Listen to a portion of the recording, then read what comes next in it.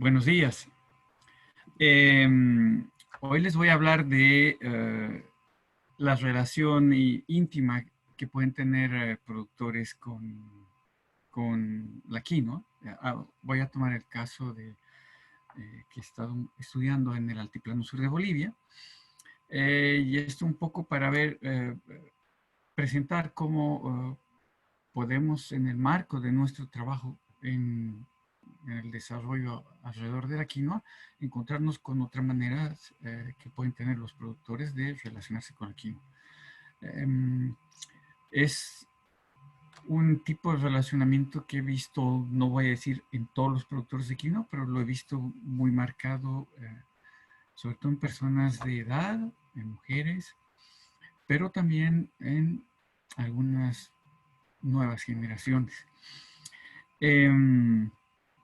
Ustedes lo pueden ver, entonces voy a tratar de enfatizar la relación que tienen los productores con la quinoa y de tratar de marcar ahí donde puedo un contrapunto con nuestra manera de entender la relación con una planta.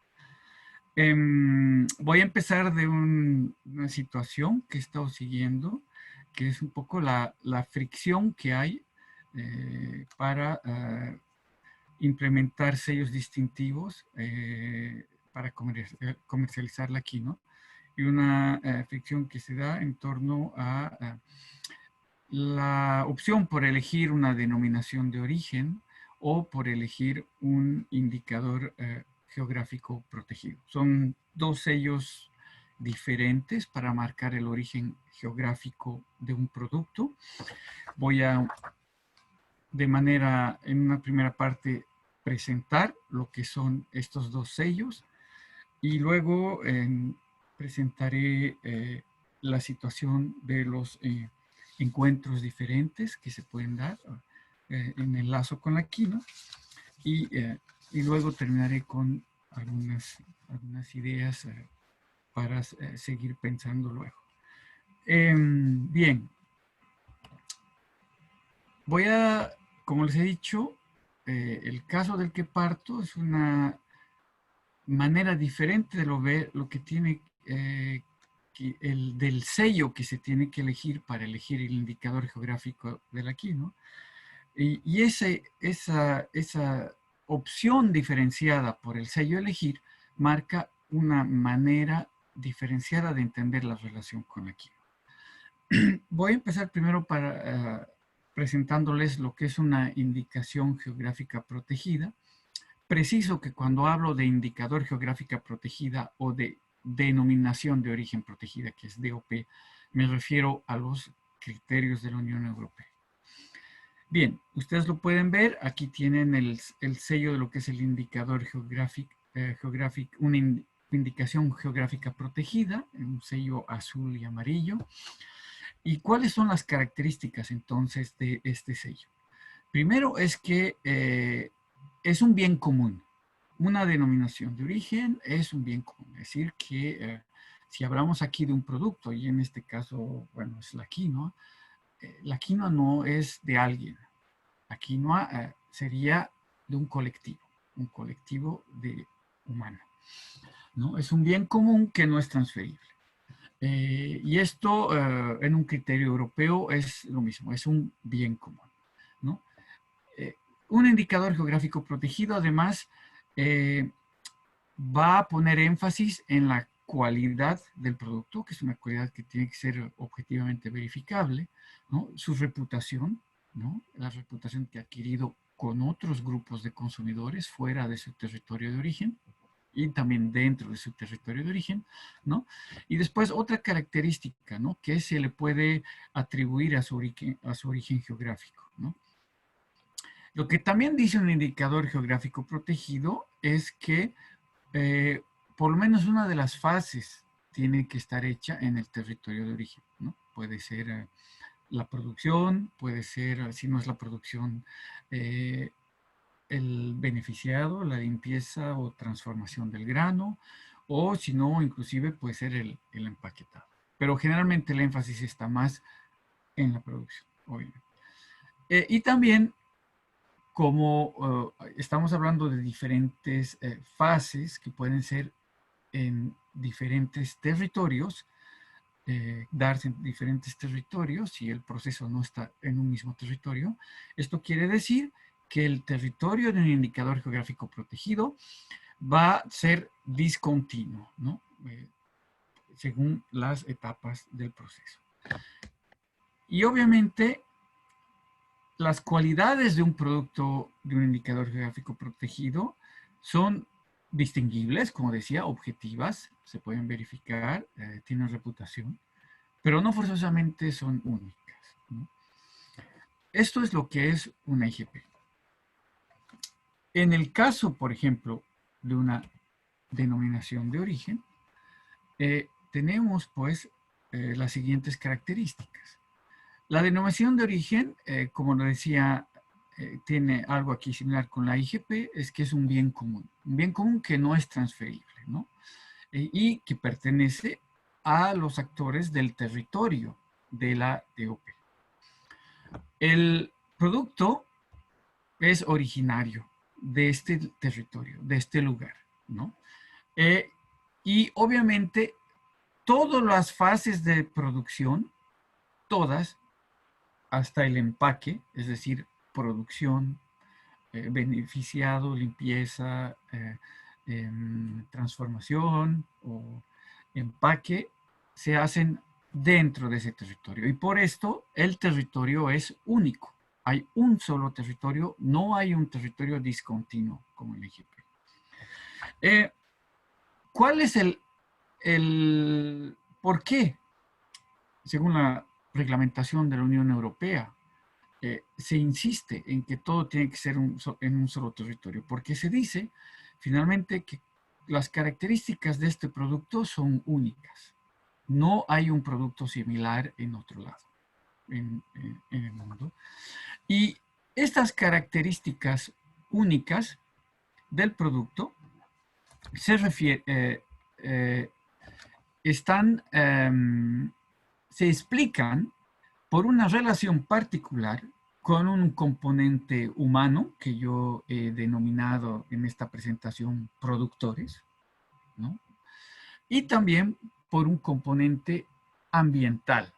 Y tanto los productores como el medio ambiente son particulares a este territorio. Es decir, el medio ambiente de este territorio es diferente de un territorio externo al de la denominación de origen, o los saberes y las maneras de producir de estos productores son diferentes a las que pueden tener productores en otros territorios, ¿no? Y tenemos aquí una triple relación entre quinoa, en este caso, el producto, los productores y el medio ambiente, esta interacción, mutua interacción, que es la que produce, la que define además el bien. Es decir, las características de la quinoa no se explican únicamente por sus propiedades intrínsecas, las propiedades bioquímicas de la quinoa, por ejemplo, o genéticas, pero también se explican por una intervención humana y por una interacción medioambiental, ¿no? Y como sabemos, en el caso de la quinoa, hay clasificaciones que hablan de ecorregiones y de grupos de ecotipos por ecorregión. Entonces, en el caso de la quinoa real, esta explicación teórica, pero lo van a ver también luego, podríamos decir, empírica, o por lo menos desde el vínculo entre productor y quinoa, desde las ciencias sociales, tiene sentido, ¿no? Bien, entonces, como les decía, en el caso boliviano, los productores quieren que haya una denominación de origen. Es cierto también, y hago un paréntesis, hay también relaciones económicas, intereses económicos, ¿no? Porque una denominación de origen otorga mayores ingresos a los productores que una IGP. Pero en lo que yo quiero poner énfasis aquí es en el vínculo desde una perspectiva social entre productor y quinoa. Bien, entonces, Lo que yo planteo es que esta situación de defender una DOP viene también del hecho de querer preservar una relación íntima con la quinoa, ¿no? El rechazo, a mi entender, se debe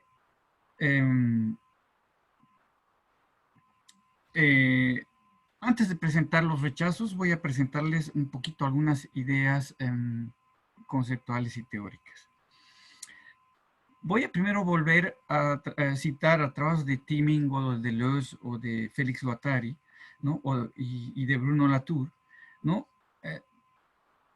Quienes nos invitan a pensar la relación que los seres vivientes tienen entre ellos, humanos y no humanos, pero también inclusive con la materia, ¿no? Estas relaciones cobran sentido en el curso de las relaciones. No es algo que está forzosamente preexistente, pero es también algo que emerge en el curso de la interacción. Bien, estas interrelaciones emergen, a mi entender, como líneas de vida. Por eso planteo en el curso de la relación, de la percepción y de la acción en mundos respectivos, ¿no? Siguiendo las experiencias, las habilidades de las entidades interactivas, sean estas humanas y no humanas. Desde una perspectiva humana, podríamos señalar que la percepción y la acción no es una mera expresión mecánica de dispositivos cognitivos, es decir, sino que es un proceso fluido, ¿no? En el que la mente, el cuerpo y sus ambientes sociales y naturales se interpermean de manera porosa, ¿no? Y mutuamente, además, ¿no? Y entonces, obviamente, es un proceso de involucramiento en el que las entidades humanas y no humanas no están bien definidas, sino más bien son cambiantes y pueden permanecer estables en ciertas circunstancias. En este sentido, encuentros intergenerativos entre humanos y no humanos, la quinoa, el productor, la llama, el productor, ¿no? Aparecen relacionados con diferentes maneras de habitar y ser que contienen dimensiones cognitivas, no solo cognitivas, ¿eh? Porque trato de decir que es más que cognitivo, sino también corporales, emocionales y afectivas. Y pueden ser calificadas, a mi entender, como ónticas, ¿no? En la medida que explican la existencia de realidades y podríamos decir de ontologías y mundos relacionales múltiples y cambiantes. La mercantilización de la quinoa ha dejado descubiertas estas diferencias ontológicas, estas diferencias relacionales, ¿no? Entre muchos campesinos andinos, ¿no? Por un lado, y por el otro lado, con biotecnólogos, empresarios, técnicos, investigadores, y yo me incluyo entre ellos, ¿no? Este proceso de diferencias encapsula a veces fricciones, ¿no? Como el caso que les acabo de mencionar entre técnicos, agentes de gobierno que en un momento querían una IGP, o algunos grupos de exportadores que querían más una IGP, y otros productores que dicen, no, queremos una DOP. También hay productores que querían IGP, no lo voy a negar. Bien, entonces este proceso encapsula fricciones y conflictos potenciales cuando hablamos de propiedad intelectual, porque obviamente una IGP o una DOP son sellos que también son protegidos, ¿no? Indicador geográfico protegido, denominación de origen protegida, es decir, es una protección legal, estamos hablando de propiedad intelectual, ¿no? pero también hablamos de beneficios, ¿no? Que pueden otorgar precisamente el cultivo y el hecho además de tener estos sellos distintivos en los mercados, por ejemplo, ¿no? Y esto ya viene dándose desde hace tiempo, este tipo de conflictos, ¿no? Si hacemos algo de historia, podemos ir ya allá a los años 90, cuando, por ejemplo, la Asociación Nacional de Productores de Quinoa, que produce quinoa allá en el Altiplano Sur, eh, eh, si me permiten, voy a hacer voy a volver atrás para mostrarles el plano del Altiplano Sur, que es básicamente este, lo pueden ver, ahí se ve el Salar de Uyuni y alrededor tienen ustedes las provincias que están eh, donde se produce la quinoa real y donde está ANAPQUI, ¿no? ANAPQUI, la Asociación Nacional de Productores de Quinoa, está en todo alrededor del Salar de Uyuni. Bien. Y obviamente ANAPQUI, apoyada por una ONG que apoya la propiedad intelectual, que se llama RAFI, que está en Canadá, ellos obviamente, tal vez lo han oído ustedes o ciertos de ustedes ya la conocen, se opusieron a una patente que una investigadora de la Universidad de Colorado estableció. Ok. Entonces, esta, la resistencia... se trataba del ecotipo Apelagua, ¿no? Que había sido registrado por un investigador de esta universidad, ¿no? También podemos ver otros ejemplos, ¿no? Campesinos que no quieren dar ecotipos, ¿no? A veces no quieren dar sus semillas cuando investigadores piden que les compartan semillas. Algunos sí lo hacen, ¿no? ¿No? O a veces algunos inclusive pueden oponerse a que ciertas empresas privadas entren a una construcción de un proceso de denominación de origen. Entonces, la pregunta que se plantea es, ¿en qué residen estas diferencias? ¿No? Es decir, he hecho un postulado teórico sobre las relaciones y tal vez lo que desarrollando podemos decir que este abismo relacional que explica tales diferencias entre investigadores, empresarios, técnicos gubernamentales, está en que estos últimos consideran la quinoa, o empresarios también, ¿no? Que consideran la quinoa como un simple recurso, ¿no? Como un objeto cuyo uso debe ser maximizado, explotando su potencial genético para obtener variedades más productivas o más resistentes, ¿no? Para aumentar la producción mundial de alimentos en tiempos de aumento de la población, de salinización, de cambio climático, ¿no? Hacer frente a la malnutrición, obviamente, ¿no? O para proveer mejores ingresos, ¿no? Para los países, ¿no? O para las empresas, ¿no? Y para los productores. De esta manera, muchos de estos actores, ¿no? Ven a la quinoa como un recurso a compartir para expandir y mejorar la producción global de la quinoa, ¿no?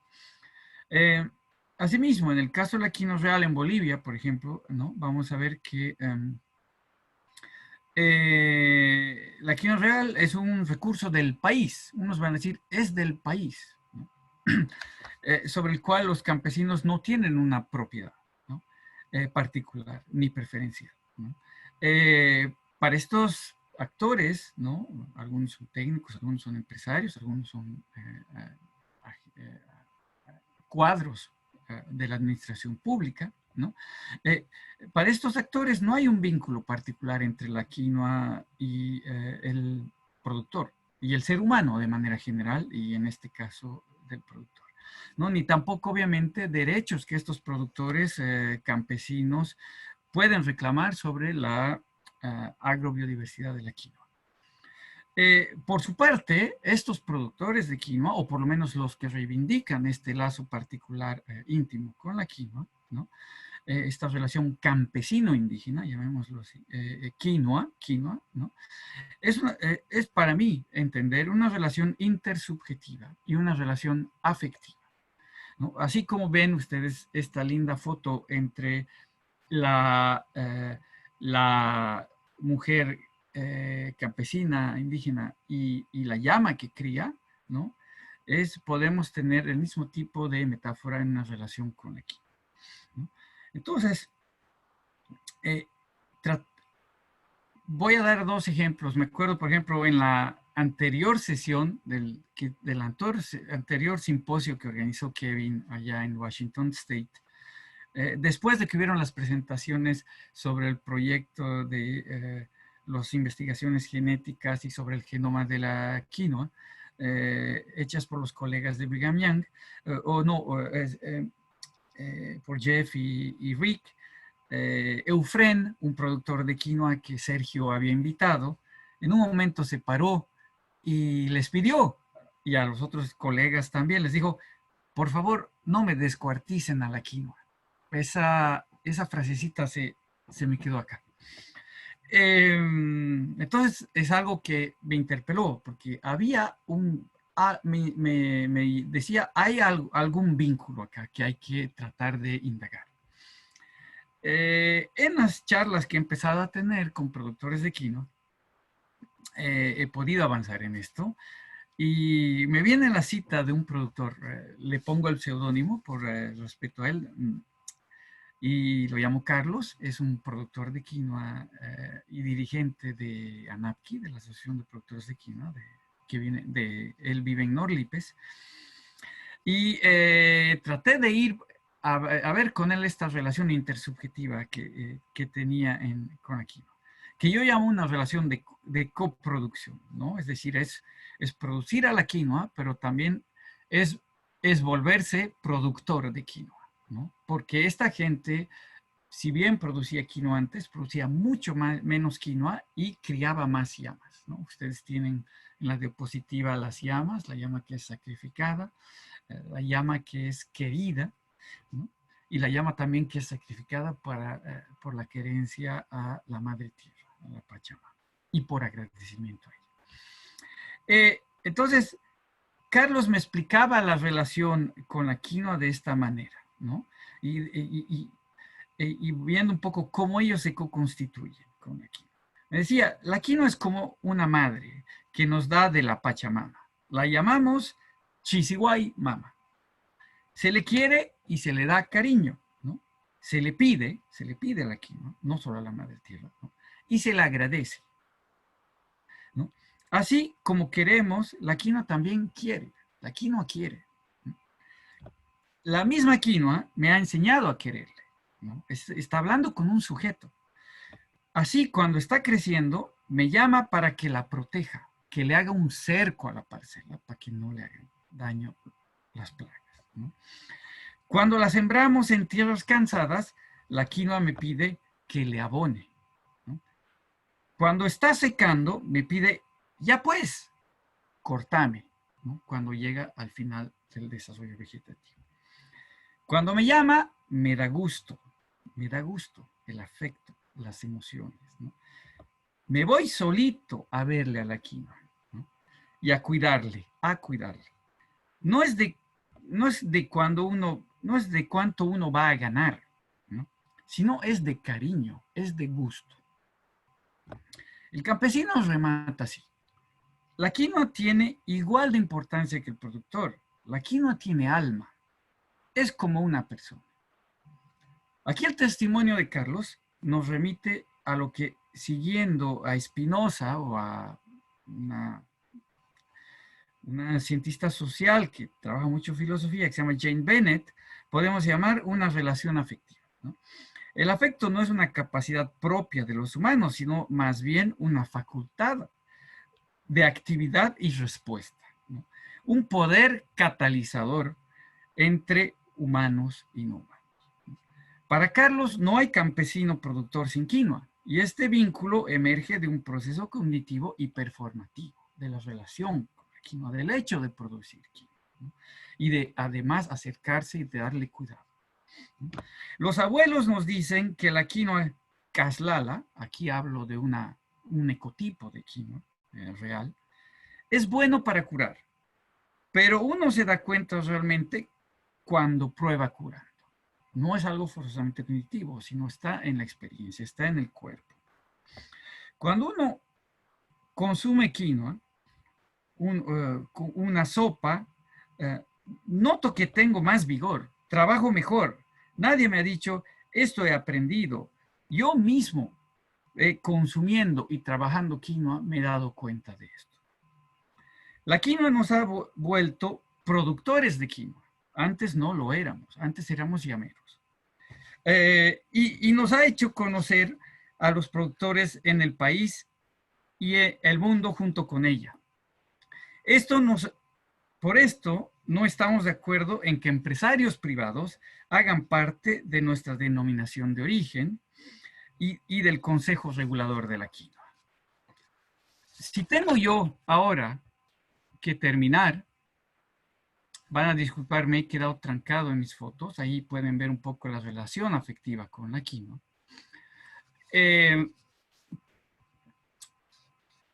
Si tengo que terminar, diría yo que vemos en este caso presentado diferencias de existencias relacionales entre el sujeto y el objeto, ¿no? Eso es una relación relacional que vemos sobre todo en nuestro mundo, en el biotecnólogos, técnicos, empresarios, burócratas, agentes de los ministerios, de las instituciones públicas. Y tenemos en el caso de los productores una relación sujeto a sujeto. Quinoa, campesino. Campesino, quinoa. La relación entre campesino, indígena y quinoa es una relación, como digo, intersubjetiva de coproducción y de mutua constitución, siguiendo procesos cognitivos, afectivos y corporales. La quinoa y el ser humano son seres vivientes homólogos, equivalentes, que intercomunican.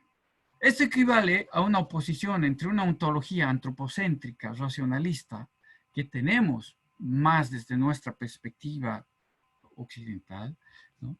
Y una ontología relacional cognitivo-afectiva, ¿no? Que sería la que acabo de presentar, ¿no? Que remite a entender derechos de propiedad sobre la quinoa y fricciones ontológico-políticas que contestan la validez de una sola realidad, de un solo mundo y de un solo universo. Con estas diferencias ontológicas, al momento de abordar la propiedad sobre la quinoa, las zonas de contacto entre humanos y seres vivientes no son forzosamente espacios confortables, en los que existe comunicación y entendimiento mutuo. Más bien, se trata de espacios donde las diferentes relaciones entre entidades humanas y no humanas se encuentran en una interfase que contiene diferencias de poder y posibilidades de subordinación, y en los que mutua coexistencia y el devenir de ciertas de estas asociaciones de seres está en juego. Con esto quiero decir que no forzosamente esta relación intersubjetiva quinoa-campesino forzosamente tiene el reconocimiento en nuestro mundo y en decisiones que se toman y que afectan a los productores de quinoa. Siguiendo a Mario Gleiser y Arturo Escobar, podemos acudir al concepto de pluriverso para dar cabida, o por lo menos pensar en dar cabida, ¿no?, al reconocimiento de esta diversidad de realidades o de mundos relacionales entre entidades humanas y no humanas. Hablar de pluriverso implica, en parte, aceptar compromisos políticos entre ambas realidades, o cuando menos, o cuando esto no es posible, dirimir a favor de una de estas en situaciones, en condiciones